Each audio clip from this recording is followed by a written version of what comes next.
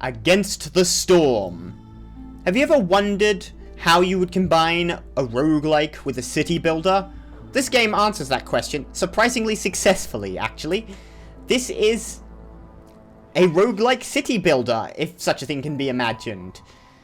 You are a viceroy over the Scorched Queen. She sits here in the Smouldering City at the center of the very large map that goes out and keeps going all the way about to out here, but although based on this little hex I'm dragging around, it seems to go on forever. Your job is to basically construct a settlement to the point at which it is self-sufficient. That's self-sufficient in quotation marks. It doesn't actually have to be fundamentally self-sufficient. Even if it's on the brink of collapse, once you reach that last point, you can just let it go and it'll continue on happy as anything else. I think all these were, however, self-sufficient when I left them, though I can't remember.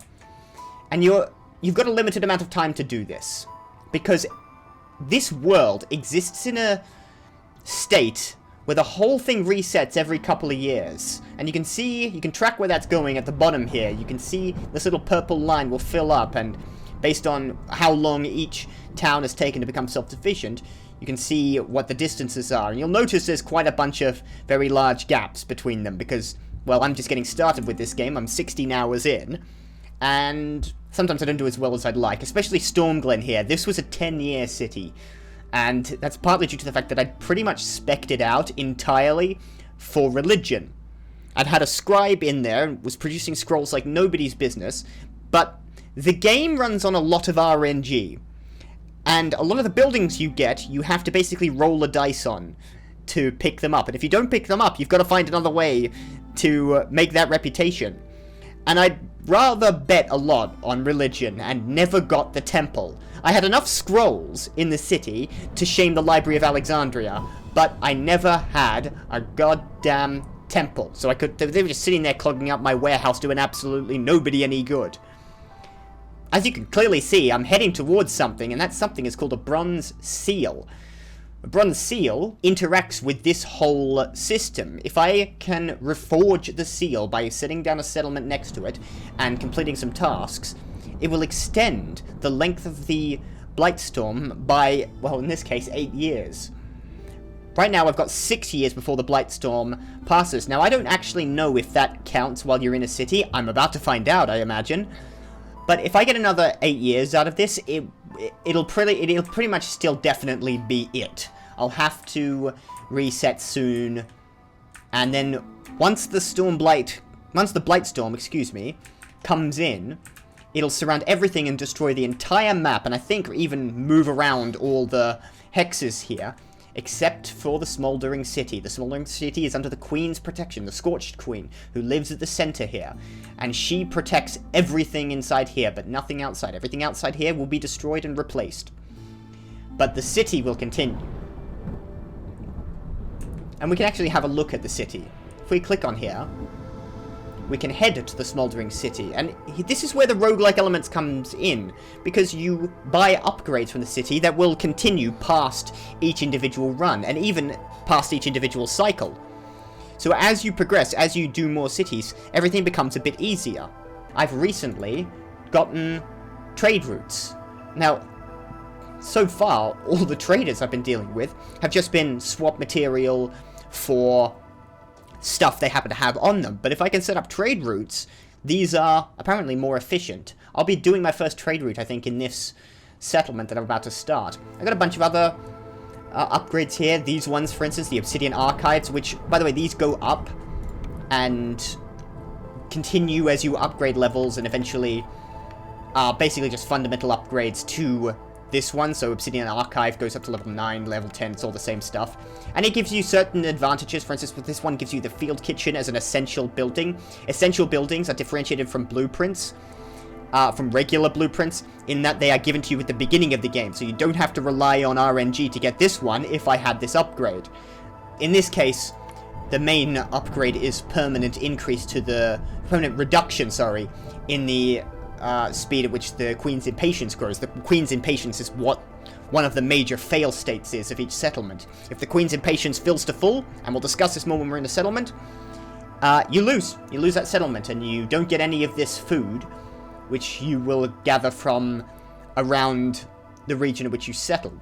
When you're proposing to set down a settlement, you can see the food stockpile icon sort of surrounds it. That shows you how much you're going to get. In the rewards section, you'll notice I'm going to get 30 food stockpiles and 2 purple stuff. The purple stuff are these seal fragments that will allow you to unlock the seals. This one, it takes 4 seal fragments to unlock. I've got 11, so I'm swimming in them. But there are other types.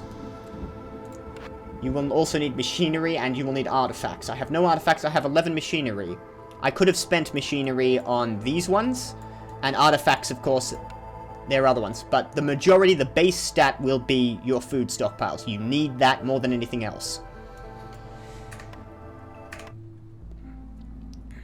So, that's your mission. That's your job. Now, for the most part, I've been settling only in Royal Woodlands. I have done games in previous runs in other settlements. But the Royal Woodlands are basically your bread and butter. You can see how common they are around here. There's some Scarlet Orchard around here. You've got some Coral Forest over here. There's marshlands. Here's more Coral Forest. These are called Sealed Forest. And there's also, I think, one I have built. Oh, here's a world map modifier. Ruins over here. That would give you, as you can see here, some of these machinery stockpiles. But I'm nowhere near that, so that's out of my... Right, here we go, Cursed Royal Woodlands. I've actually also completed a settlement in Cursed Royal Woodlands and the Scarlet Orchard. Or was it the Coral Forest? It's one of the two. But this is my first time in the Sealed Forest, and if I'm successful, should be my first time completing a bronze seal. So, I'm kind of interested to see how this will go.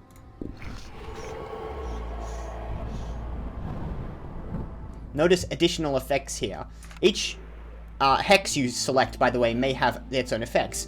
So, for instance, in this completely normal Royal Woodlands, trees give more wood. That's a nice, lovely little bonus. If I were to select, for instance, here in the Scarlet Orchard, you get the Royal Archaeologist. Every Viceroy embarking on an expedition to the Scarlet Orchard is assigned a Royal Archaeologist. You gain access to a new essential building, the Archaeologist's Office. And some buried mysteries. A lush and exotic land filled with prehistoric remains, ancient excavation sites can be found here. This one says Abysmal Revenge. Are those faces in the trees? Woodcutters don't increase hostility, but every 10 filled trees adds 2 hostility points. Hostility scales based on difficulty. So, in most games, this is an interesting feature. The more woodcutters you have cutting down the tree, the forest basically has its own will. And it doesn't like you chopping it down for resources, funnily enough. So you can just remove some woodcutters if your hostility level gets too high. We'll explain exactly what that means when we're in the settlement, as I say. But in this occasion, we can't do that. We're going to be constantly increasing hostility points at a permanent basis. So hostility is going to be not necessarily more difficult, just... We're going to have to really think about that. I'll have to keep that in mind. And we also have a hidden seal. A broken ancient seal is hidden somewhere in the forest. To find it, you must first look for clues in the surrounding glades. Its mere presence in this land summons foul plagues upon your settlement during the storm. They are only active during the storm. We'll have to worry about what that is, because I've got no idea what's going to happen next here. But there is a beacon tower, blueprint given to you by the Queen herself. This powerful ancient structure will allow you to summon aid directly from the citadel. I'm going to be keeping my... it's a blueprint, so it's a building. I've got to build that. And overgrown vegetation. The flora in this region is bizarrely mutated. Overgrown trees with a lot more resource charges can be found in the forest. That sounds good. That's a very good thing, actually. You'll notice in seasonal conditions, we've got a bunch of question marks. We won't know about them until we actually embark. So that's completely random, and you have to adapt to whatever the conditions are as you find them. What you do know about is what is contained in the trees and what natural resources you're likely to find on the ground. Trees, every time you cut them down, you have a chance. Well, you'll gain wood for starters. That's guaranteed, I think, or almost guaranteed. But you'll also get meat, sea marrow, which is an efficient fuel, and I'm actually quite glad that that's in the trees. And leather. Sea marrow is, well, the fuel gets burnt in the hearth. Sea marrow, as far as I know, isn't really used for anything else, at least not in the early game. so you can burn that with no ill effects, whereas wood is your early game construction material. You don't want to be burning that until you have to be burning that. Natural resources on the ground, there's plenty of clay. Well, we can certainly hope there might... These aren't necessarily guaranteed, but as a general rule, they'll be around. There's no stone here, but there is clay. There are some reeds, which I believe are used in the same way as plant fiber. So there's some basic food materials like berries, mushrooms, roots, and meat. Insects as well, which is a common food source. And there will be sea marrow on the ground and copper ore, which you can mine. Now, we'll be starting on Pioneer difficulty. I don't think I'm prepared to go to Veteran yet. Like I said, it's early game, and all your upgrades carry into the next difficulty level. When you're early in the game, you don't have a lot of upgrades. It's very difficult to win at the high difficulty levels. I'm sure some very smart people could do it. But in this case, I'm going to stick with Pioneer until I'm certain I can move up to Veteran difficulty. And I will, probably soon, especially if this goes well, move up to Veteran difficulty. Your next job to look at, fertile soil here. There's an average amount, which I think is the highest. So far as I haven't seen any high. Maybe there's a large amount, but as a general rule, I've seen almost everywhere have an average amount of fertile soil. This is where you can place down farms. You'll also get food stockpiles, and if you increase the difficulty, by the way, I should mention this, you get more. So from 30 to 45, and you get increased seal fragments up to 3 from just 2. And of course, Viceroy has its own benefits, 55 in this case. And of course, the higher you get to upgrades, the higher your difficulty is going to need to be to continue upgrading at all. So you will need to eventually go up to higher difficulties. But right now I'm sticking at Pioneer. And then we have to choose our caravans. These are the people who are going to be coming with us. Now, there are 5 races in this game, 5 species. At the moment, I've just unlocked 4 of them. I've just unlocked my 4th. That's the Harpy. You start with 3. The humans, who are... Well, each race basically has something they're very good at and something they like to do, which makes them happy. Also, they have their own other effects. We'll go into that later. Lizards are a very resilient and distrustful species. They are very good with animals and meat production, and prefer to work in warm environments due to their cold-blooded nature. So you can see something they're good at and something they like. They have also their own specific needs. Some overlap, some do not. Harpies, which are sort of bird-like things, are noble and fragile species, yet with a primal aggressive side.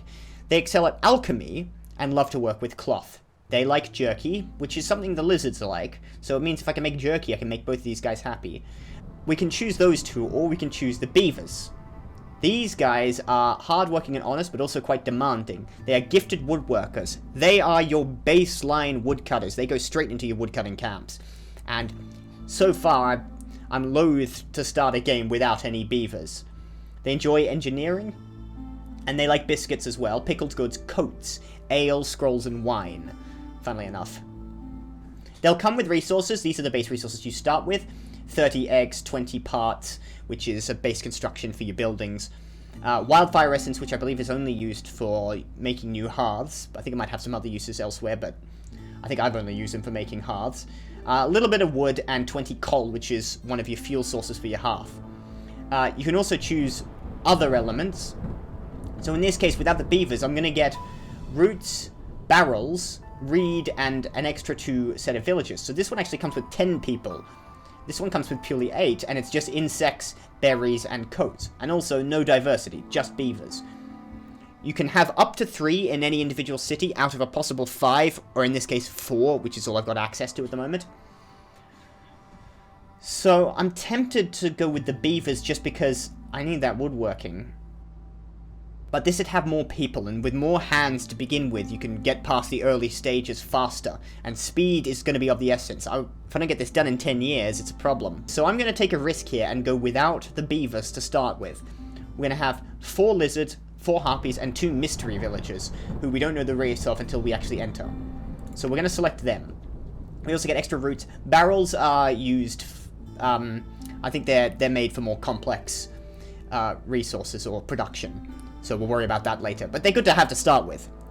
Now we can choose some embarkation bonuses. I've got 4 points, and you can see each of these costs a certain amount of points. So for instance, some extra stone, which I won't be able to produce in this town. I will get no stone. I've got clay, but no stone. These are fairly interchangeable for the most part. So I'm not actually too worried about not getting stone here. But... I probably don't necessarily need more roots. We've already got eggs. But I suppose the extra food wouldn't hurt. I'm definitely going to bring along the spare wood. Now I can bring another group of 3 villagers, but you have to worry about overpopulating too early. Because, you know, your villagers aren't sitting around twiddling their thumbs. They're going to be eating your food. So you can starve early on. If you're not careful. Actually, I've never had any real problem with hunger in this game, but still, like 10 is a good start. 13 would be a lot of people to begin with, and I might overwhelm myself. Of course, the benefit of having a lot of people there is that you can set them to work. But in this case, I think what I'm going to do is bring along some extra clay. That costs 2 points, which means it'll utilize all my embarkation points. And I think we can embark. Since this is my first city that's supposed to access a forged seal, I'm going to call this the gate. The gateway. I don't know why, that just sounds apt to me. So welcome to the gateway. Let's embark and set up our first town. Not my first town, but our first town. Settlement. Our villagers need breaks. Yeah, they will eventually just stop working for a while. That's usually not so much a problem, but, you know, you want to limit it. You want them being productive. So now we've got forest mysteries. Now we can see what those question mark things were. And this doesn't look too bad on first glance, but we'll find out. We've got these basic effects we've already discussed. Now we've got other effects we didn't know about. Starting with Gift from the Woods. These seem to be ideal conditions in which to create amber. Gain 5 amber every drizzle season, plus an additional 5 amber for every hostility level reached. Now, the drizzle season, the seasonal mechanics need to be mentioned. There are 3 seasons every year, and they cycle, obviously. The drizzle is the first one, followed by the clearance, and then the storm. The storm is the rough one. The storm is the one you have to worry about. That's where everything goes wrong. The drizzle and the clearance are basically dealable. In this case, I believe... Here, we got Inspiring View. The astonishingly beautiful view motivates the villagers to work. The time interval between breaks is increased by 25%, but this is only active in the drizzle. So the drizzle seems to be where I tend to get my positive benefits. The clearance is basically neutral. There's something to do with how like the farming cycle works as well you have to worry about, but for the most part that just sort of happens. And then the storm is where everything goes wrong. In the storm, the looming darkness is active, always from the start. A rampaging storm stifles the spirit of all living creatures. An additional stack of this effect is added for each hostility level. The hostility level is this number here. The more damage you do to the forest, the more that will rise. And if that goes high enough, you can see it fills this little bar up here. You'll become very familiar with this mechanic. It'll fill to the top, and that number will go up. And when it goes up, that means that this -4 to global resolve, which is basically the will of your citizens, will drop by 4. And every hostility level, it drops by another 4. So, hostility 1 is -8. Hostility 2, -12. Hostility 3, -16. You really need to keep on top of this. Because if your citizens' resolve drops too low, they will get the hell out. They will leave. The other things we'll get are other effects. These are only active in the storm. In this case, muddy ground, villagers' speed off-road is decreased by 30%. This is pretty mild. That's dealable. It's active from hostility 1. That'll probably happen at some point. We're going to have to worry about that. But it's only a little bit of off-road speed decreased for 1/3 of the year. I think we can work around this.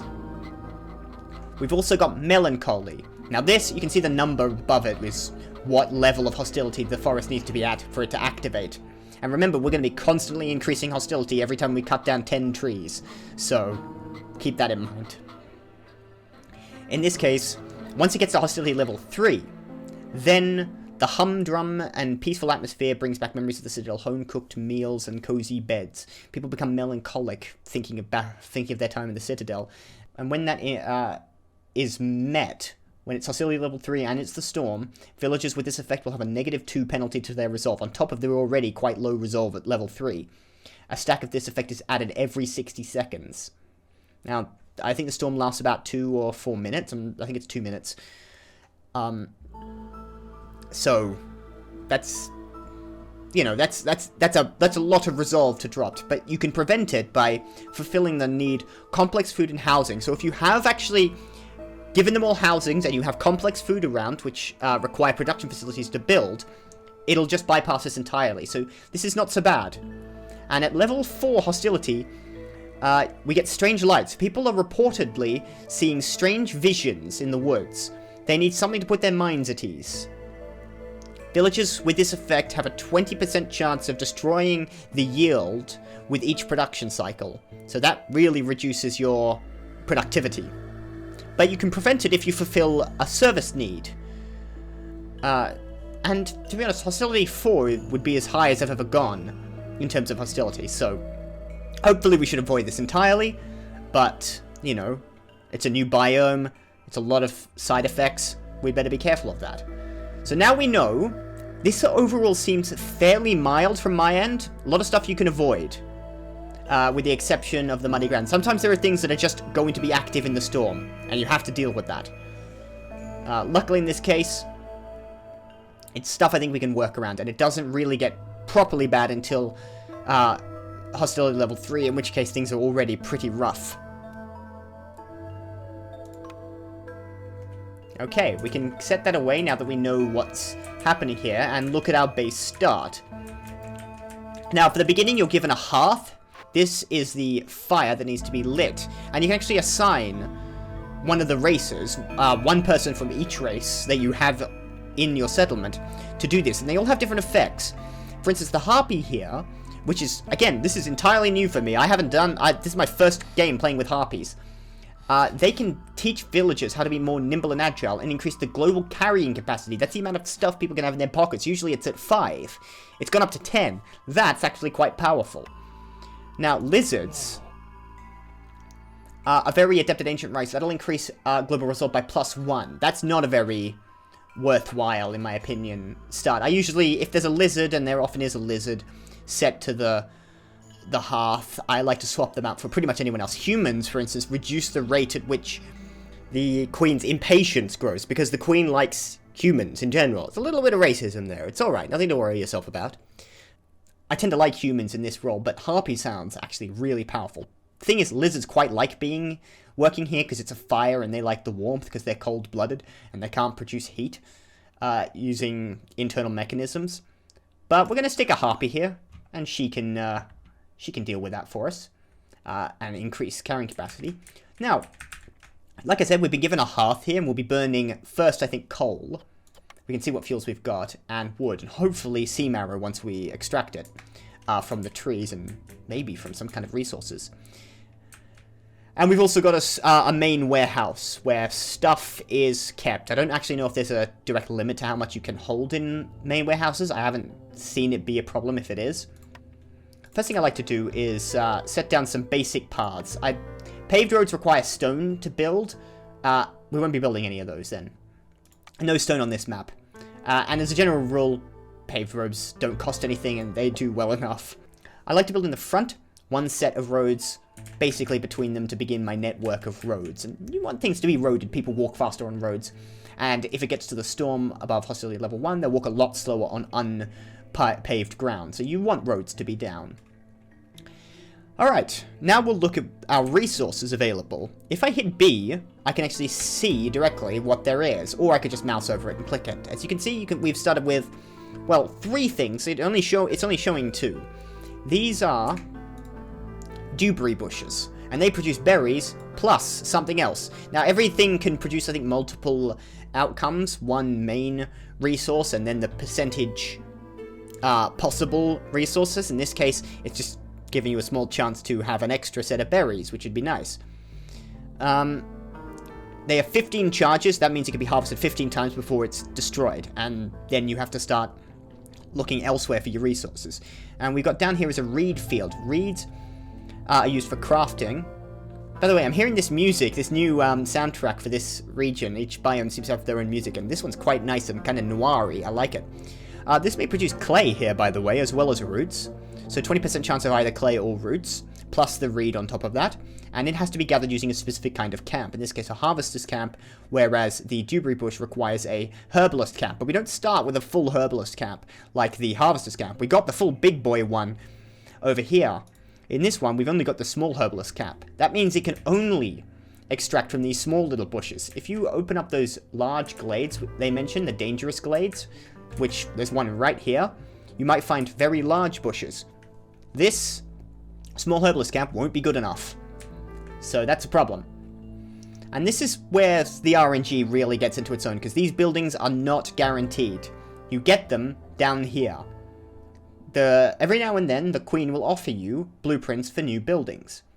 And you select one of these when they're available. You can actually see the herbalist camp has just become available. We've also got the trapper's camp and the plantation. Plantations require something else. I'll actually mention this while I mean to mention this. These little grassy areas, that's fertile ground. These require a farm, or in this case, a plantation. You can have various types that'll produce different types of things to gather resources. A farm will make grain, and I believe vegetables. Plantations, as you can see, will make berries and plant fiber. Stuff that I can't get. I don't believe I can actually get plant fiber directly out of the ground. I need reeds. Plant fiber is a great way of making fabrics. Fabrics can then be increased into other materials. It's used as a base building material. It can also be used to make coats, which is liked by your population, especially the harpies. They like clothing. And you can make clothing out of fabric. But you need a clothier for that, which is one of the buildings I don't have from the start. We could lay down the farm fields, for instance, over here, and this doesn't actually cost anything. I can just slap this down now, if I wanted to. Not that I, strictly speaking, do, but hey, you know, it'll be there when we do place a farm down. Then when we do place a farm next to it, it'll produce whatever it can. Say this plantation, for instance. That would produce berries and plant fiber, which might actually be a good idea. I've got a crude workstation. This can produce planks, fabrics, bricks, and pipes at extremely, extremely low efficiency. That little hollow gold star denotes how efficient it is. You generally have 3 levels, or 4 levels in this case. The hollow star, if I set to something like, well, if I show you, here in the Harvester's Camp, you can see a fully gold star. That means it's got a level 1. So consider this crude workstation to be level 0 efficiency. That's barely worth keeping. Then it goes up to level 2, level 1, level 2, 2 stars, or 3 stars, which is the highest level of efficiency. In this case, if it's the only way you can make it, probably worth putting down a crude workstation and getting someone working in there just to make your basic building materials. Then you want to demolish this later. Same goes for a makeshift post that can make crops, packs of provisions, and building materials. That is all for trading, and do trading. I'll get to that in a second, but trading is good. So, we need to start thinking about buildings. Now, the plantation sounds like a good get from the start, because it'll allow us to produce berries and plant fiber, which we can't produce which we can't extract locally. And this is constant. This will not run out, unlike those resource nodes. But this trapper's camp means we could extract larger meat stockpiles. And I often get stuck behind on meat. A lot of people like meat. Both the lizards and the harpies like jerky, for instance, and pie. And that requires meat. Well, it doesn't necessarily require meat, but it's often a good way to be getting that sort of things. Now, excuse me. The problem with selecting this is that we don't actually see any meat on this map, and that might suggest there's not a lot of meat resources nearby. It's all a bit of a risk. Plantation I know I can use. Plantations are best manned by humans, by the way, as are all farms. But for safety, I'm going to choose the trapper's camp. Because meat, insects, and eggs are usually a good get. And let's just hope I can utilize it. Next, a smokehouse would be a good start. That can create jerky, which is an easy, complex food to make. I can actually see what the recipes cost if I select that little hourglass icon. You can see what it would make. For instance, it can turn clay into pottery. Pottery is used for, well, anything with liquid in it. I believe it's used for oil, and it can also be used for ale, which is a good way of get everyone happy, but I don't think it'd be a good start for ale in this case. But what I'm really looking at here is the jerky. Full efficiency, 3-star efficiency jerky, costs only wood and either meat or insects, both of which require a trapper's cap. So we get some meat in, and we can get some wood going. We're going to have jerky, and it can also make incense, which can be used for religion. From herbs, and you can actually click on each of these ones and select different types of stuff they can use. In this case, it can use roots, insects, resin, or herbs, plus either wood, sea marrow, something burnable, to make incense. And pottery must have clay. You can't change this about, but you can change what it burns to turn the clay into pottery. So, for instance, if you don't want it using your wood, you can have it burn coal instead. I think the smokehouse would be a good start. Distillery allows you to produce wine, porridge, which is another type of complex food, and barrels. And the smelter here allows you to produce copper bars, training gear, which is used for the brawling service. So that people can have, like, fights, I suppose, is what that's getting to. And biscuits, which... I think this one's easy. I think this one's clearly the smokehouse. Starting with some complex food production with jerky, if I can find some meat or some insects, that'll be a good start. So I'm going to select the smokehouse on this occasion. And finally, carpenter, weaver, or lumber mill. Well, this is a bit of a difficult one. See, the carpenter's usually a gimme. It can create planks and tools. Tools can be used for... It has a variety of usages. The main one is being used to crack open caches, or sending them back to the Citadel for loyalty points, and you can actually get reputation from this. So having tools on hand is very useful. And it also makes packs of luxury goods, which you can send via trade routes. I believe these packs of various things, like packs of trade goods here, for instance, are only useful as trade resources. You cannot use them internally. They're a final product, you send them on their way. But I've got harpies, and harpies like working with fabric, and they're very good at it, and they like clothes. So if I could get a clothier, a weaver would be a good way to get that, as well as it produces training gear and trade goods. Trade goods are a very, I think, a very easy thing to make, because it requires, barrels, pottery, one of these. Something here, water skins, if I can produce it. I don't believe I can produce any of these. I can make pottery with the smokehouse. You can see it'll highlight certain things in blue, and that'll allow you to produce certain goods. So you have to think about this and how you're going to spec. In this case, training gear requires either stone, crystallized dew, which is made out of the rain, by the way, and copper bars, which can be extracted. Now, we might actually be able to get to that, but we need a smelter and a mine to produce the copper ore. But the fabric is made just out of plant fiber, reed, or leather. So that's what I'm going to go with. I'm going to focus on clothes. And those pop up in your elements there. There's a little orange circle around what you've unlocked and a little blue background around what you've just activated. In this case, you can see the trapper's camp. I've got the smokehouse, which is part of my cooking, part of my food production. That'll make jerky, if I can find some meat. We've got the weaver here, and of course we've got the beacon tower, which is brand new. That requires 2 planks, 2 bricks, and 2 fabric to make. So, I think I want to build that pretty quickly, don't I? Alright, that having been said, it's time to get started with this. It'll become more clear as I play. I'm not sure if I'm explaining it correctly, but I'm babbling enough that it's probably time I actually got to it. So first thing you want to build is a woodcutter's camp. Anywhere, but you want it to be cutting down trees. The circle around it is the work area, in which people can work. You'll have to move it, and luckily you can move it to anywhere you like for free. But you want to be hopping these around. For the time being, I do want to get into this. You can see how scary the freaking trees are around here and why they demoralize people when they cut them down. I'm going to set this here, and what I'm going to do is cut into this little glade. These little glades are pretty safe and fine to cut into. There's usually nothing bad behind them. These ones with the big skull around them, that's a dangerous glade and contains a threat, but it also gives plenty of rewards in return. There's a third type, which I don't know if I could see. They might not be available yet for me. Ah, no, here we go. We got one. A forbidden glade. That's a really big, dangerous one. The crown sends a warning about this glade. It's very dangerous, requires a lot of resources to explore, but will contain great amounts of pressure, so there's a risk and reward element going on here. I've not gotten into a forbidden glade yet, but I've cracked open various dangerous glades, and they're usually nowhere near as dangerous as they appear based on the big skull there. Alright.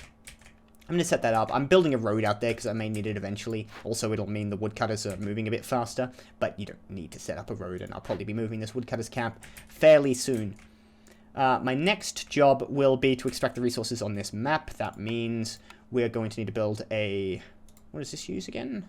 Ah, herbalist camp. Small herbalist camp. Just here will do. Just fine. I like to leave a little bit of a space so I can pass a path past the hearth. Ooh, that was a weird sentence. And finally, we've got these reed fields, which use a harvester's camp. So I can set that down. Wood and parts. Here will do. You'd think I'd connect this up, and I might.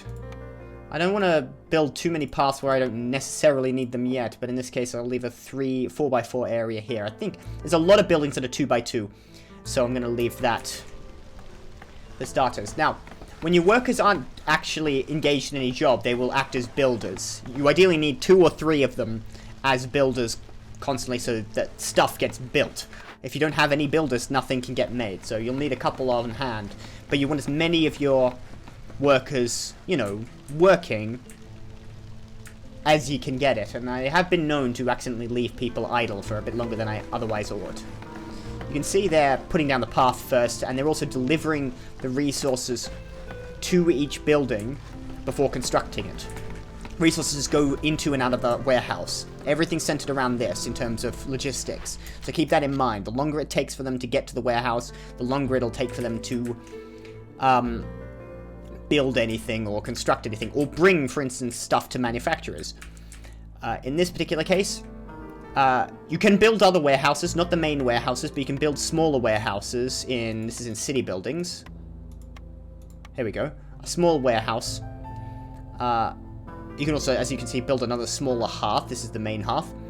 As well as hydrants, which I don't think I can use yet, blight posts, and the beacon tower. But if you need another center, I would recommend building a small hearth and a small warehouse next to each other. Let's get people working, because I forgot to do that. I'm going to set the lizards to cutting down trees. And if you hit the... Oh yeah, by the way, what I'm also going to do here, considering that cutting down trees directly affects hostility, I'm going to tell it only to cut down marked trees. This leaves me a little vulnerable, because I have been known to occasionally forget to set trees to cut down. Luckily, they will generally cut anything down in their work area that they can reach, because they'll fell all trees, but they'll aim for the marked trees, which you get by pressing F and basically clicking over a bunch of trees, dragging a paintbrush. Right now, I'm telling it only to fell marked trees, that way I can better control them, but I've got to keep in mind that if I'm not highlighting something at that time, they will not be cutting anything down. Okay, there's the herbalist camp. Let's set a couple of harpies on that, and they actually have a benefit working here. They have a plus 10% chance of doubling their yield.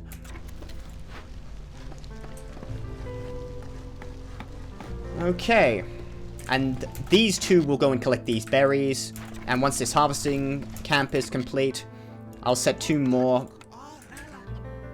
harpies to collecting these reeds. Now, these guys will cut into this glade. There'll be something in there. More of these sorts of resources, hopefully. If the gods of RNG shine upon us, smile upon us, we're going to have to worry about that. What I'm going to do next... Oh, by the way, we've just gotten a cornerstone. Every now and then the queen will give you some buffs, basically. This is the queen's envoy. He's a little raven guy. He says, no one can weather the storm alone. The queen offers you a cornerstone that will lay the foundation of your town's prosperity. Choose wisely, as you won't be able to change it. So we can increase root delivery line by 3 roots per minute. Or we can take this one, spices, it's just called, and herb and root production increase by +1 for every 75 biscuits produced. I don't know how many biscuits I'm going to be making. Exploration contract. The Royal Academy wants a detailed map of the region and will supply anyone willing to help. Gain 20 reed and 20 clay for each discovered glade. Picking that one. Early in the game. I get that a lot later in the game. Quite often I get that option. You choose one of the three, by the way. You're given an option, but you have to choose one of the three and they are all random. I often get that one, annoyingly, at the end of the game where I'm not opening quite as many glades. But early in the game, that's a massive boost before I've opened any glades. And I believe that's as true for small glades as it is for big glades. By the way, let's go back to hostility. You'll notice, by the way, that we have 0 hostility at the moment. But every time we open smaller glades or dangerous or forbidden glades, we're going to get an increase in hostility. And that can't be reversed. It can be retroactively reduced, but I don't think it can be reversed. And the more time you spend in each settlement, the more hostility you'll build up. There's a difficulty multiplier of 1.5 times for this difficulty level for Pioneer. Now, Hearth will reduce it, as will the Queen's Impatience. I think that might be related to something, I'm not entirely sure. And of course, every 10 trees are cut down. I've only cut down 1, but that'll go up. And this can get out of hand. You have to keep on top of hostility. So keep your eye up there. We can see we're passing through the drizzle. We're heading into the clearance in 2 minutes 36 seconds. Each season, I think, except for the storm, lasts 4 minutes. The storm lasts 2 minutes. Now we have orders. These are things you're required to do. Now, you may have noticed, down at the bottom here, there's been an increase in the Queen's Impatience. Now, while we're sitting here twiddling our thumbs, we're not providing anything to the Citadel, and the Queen's getting a little annoyed. It's only a very small amount, but if that fills up, we lose. Okay, so you need to keep on top of that. Luckily, you can increase your reputation, and as you do, you get these little blueprint rewards. That's a building that you can construct, and when you fill your reputation bar, you win. The other thing you have to remember is that reputation is directly counter to the Queen's Impatience. There are 3 ways you can build reputation. One is by completing these orders. The other is by opening glades and finding certain things, once the cash is in them, you can send back to the Citadel for extra reputation. Or, the third way is by making your citizens really happy. You see these little blue lines in their resolve bar? This is the amount of resolve they are. If that goes high enough, then they'll just generate passive reputation. This is a really good way of doing it if you can get them to high levels of resolve, and you can do that by fulfilling these basic needs they have.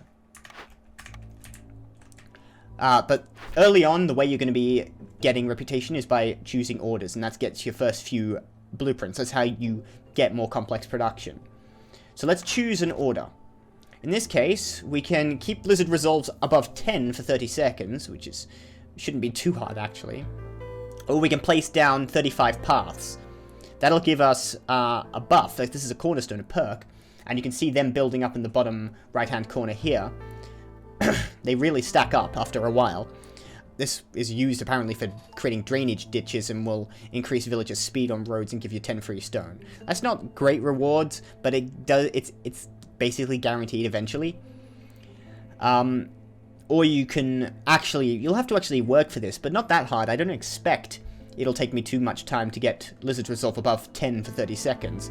And that gives you 2 extra lizards, plus some meat and parts. This is quite a good response, plus of course the Queen's Grace, but it will take a bit longer for me to accomplish this.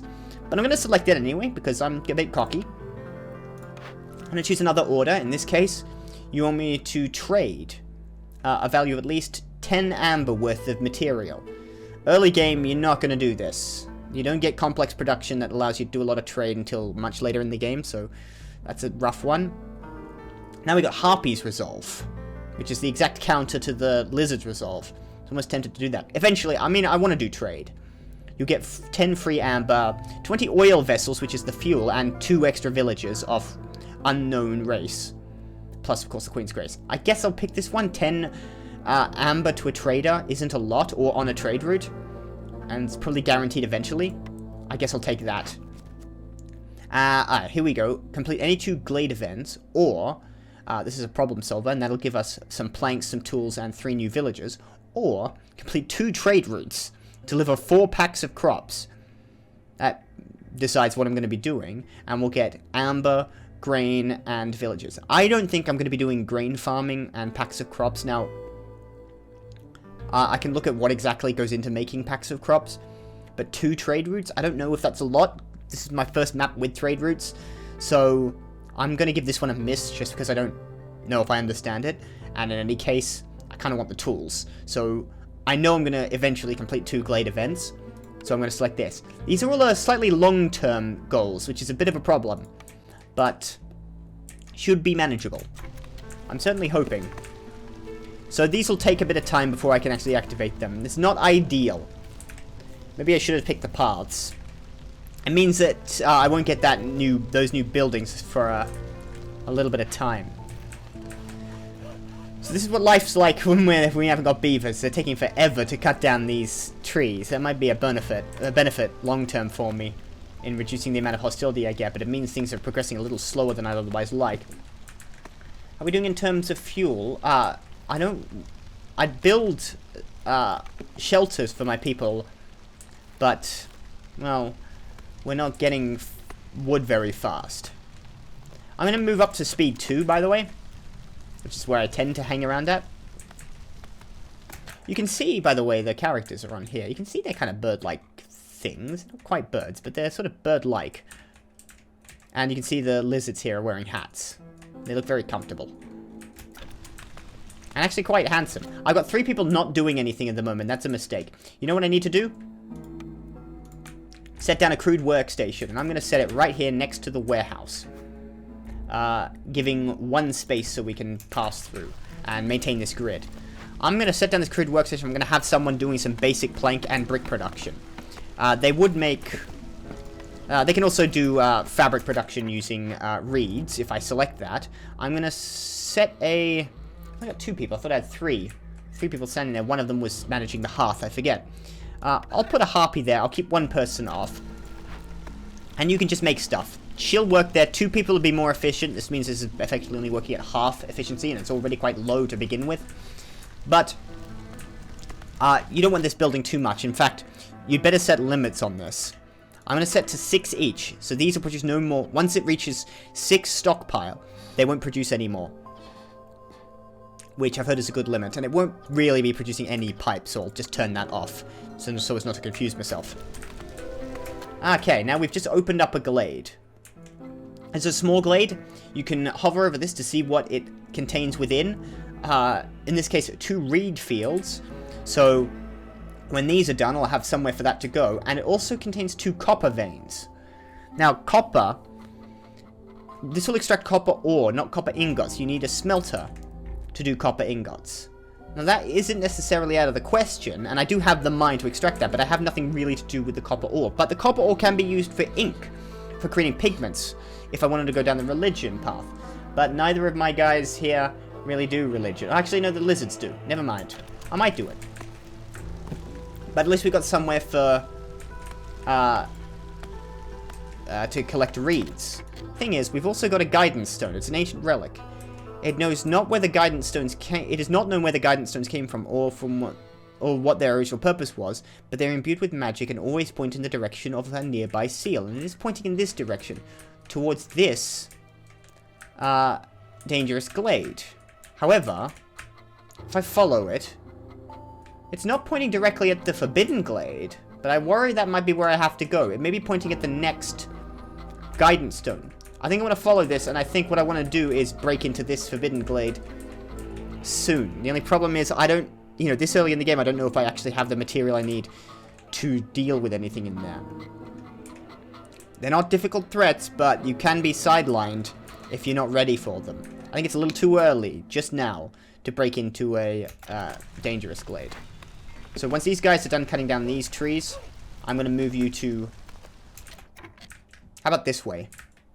Just to be certain. Okay, there goes that tree. Now, if you hit M, you can move this, and it has absolutely no cost whatsoever, which means you can just haphazardly throw this down anywhere. I'm actually not sure which way I want to set this, because I've kind of messed up my space. I'm going to set you here. In fact, I'll turn you around a little bit. It doesn't really have to be set down too comfortably. Let's get into this one. Extra space up here should be good. Alright, we just moved into the clearance, which means the next thing we have to deal with is the storm, and I still have quite low. I mean, we're still at low hostility, but they only have a resolve of 5. I think it's time I got them housed. Now, I'm thinking of setting up 4 houses in the center here, but that's not necessarily ideal. But I've kind of set my guy in there. Yeah, these houses need to be built within the range of the hearth. You can see the orange barrier around which you can settle them. I don't really want to set it up here. I wanted that to be some kind of production facility near the... Near the warehouse. Well, I'm going to get into this glade eventually. If I build that there, like that, I'm sure I can put down a couple of shelters facing the road here. I like to have them facing the road. Okay, I can put down 2 shelters. That'll house 6 people. Can I build a 3rd? Yes, I can. So let's put down 3. It's a lot of wood to be spending early on, especially considering I'm not getting a lot of wood at the moment. Once I clear this bit of the forest out, I can probably build another section of houses on the other side. But this will spend through a lot of my wood. Luckily, I'm getting a bit of sea marrow and coal, and I've got some coal to start with. So if we run out, it's not necessarily a disaster, it's just less than ideal. So, this can house 3 people, and 3 people will now move in. 2 lizards and 1 harpy. And as you can see, that improves, measurably, that improves their resolve. They like living somewhere. Of course, they all have their own individual kinds of housing. Oh, here we go. They all have their own... Oh dear. Individual sorts of housing that they like to live in. For the time being, the generic shelter will be enough for them. I don't have their specific kinds of housing at present. All I've got is the shelter. Now, what have we got here? We've got some sea marrow deposits. That's good news. We've got a root deposit, which is something we can utilize. Sea marrow is, of course, something you can use. It also produces stone here, which is very nice. That's something we can use as a fuel, so I probably want to get stonecutters doing that sooner rather than later. But we've also got a small encampment. That contains 2 people, a harpy and a beaver, quite happily. Now, if we bring them stuff, like, for instance, some of our roots, we'll get 2 people who will join our settlement. Or we can send them to the citadel by giving them a bit of our eggs and sending them away. That'll give us some amber. But I think we want the population here, because that's kind of... well, we're struggling with that. I'm going to send this lizard, which is my last person, meaning I have no builders on hand, to investigate that. Now, you can set 2 people. That will reduce the time. That's fine for now. He's going to bring the spare roots we have to go collect that, and we can make more roots back up once we set that down. But once they're in, what I'll do is I'll set this beaver to replace one of the woodworkers. Oh yeah, by the way, we don't now have anyone building the settlement. Actually, what I'll do for the time being is get this lizard working on construction. I'll have to replace him anyway, and I don't want that static. I think there's something for it. I think we've just got to crack open the forbidden glade here. No, that's a dangerous glade. Hold on, is that... I misread that, excuse me. But it does look like I'm gonna have to get into this forbidden glade. I mean, at a guess, if these were pointing at anything, and I can sort of track their combined... It definitely looks like they're aiming me at the forbidden glade. So we'll have to worry about that. But for the time being, we're going to ignore that. We'll get to that. We'll have to get to that in order to open the seal. To reforge the seal. Speaking of which, I think it is time now that we put down that beacon tower. Where shall I put this? This is an interesting looking building, isn't it? I kind of like that in the center here, but it'd take up way too much space. Once that's actually depleted, I can move this harvester's camp. How far away is that? It's got 1 more charge left before that's been depleted. I might let that go, move it, and then set the watchtower just here. So give it a second. Alright, time we did it. Time we bit the bullet and went into a forbidden glade. Or a dangerous glade. You guys almost done? Yep. These guys will join, which means they won't have anywhere to live. But they'll be relatively happy, especially the low population. We've now got a beaver, which is good, and we've got some people not working anywhere. That's fine. What I want to do quickly is get a stonecutter's camp down and get that sea marrow. Right now. I'm going to set you here. Stonecutter's camp, I want people working there. I'm also going to get rid of you and replace you with a beaver because you're better at cutting down trees. Alright, you're done. You've utilized all of that, which means you now have a little, it'll tell you, give you an alert that the harvest camp has no deposits nearby. That means I can move it. And I can hit M to move it anywhere, as I say, for free. And there's more reeds up here, so that's where you're going. The camps don't have to be in the range of the hearth. Only houses have to be in the range of the hearth. Just to be clear on that. There's going to need to be a mine there, possibly, at some point. Let's have you over here extracting that, and I'll extend out the road network to meet you as well. We're about to enter our first storm. We should have enough resolve not to have to worry about this. And this house is about to be built, so that should just keep us good. Alright, that brings us down to quite a low resolve. We have a plague of mosquitoes, by the way. The ancient seal is crumbling, releasing a new plague every storm. Global production is reduced by 50%. This guy turns black. That's not great. But it's not horrible. I think we can live with that. The storm, as you can see here, only lasts for 2 minutes, so we don't have to deal with this for too long.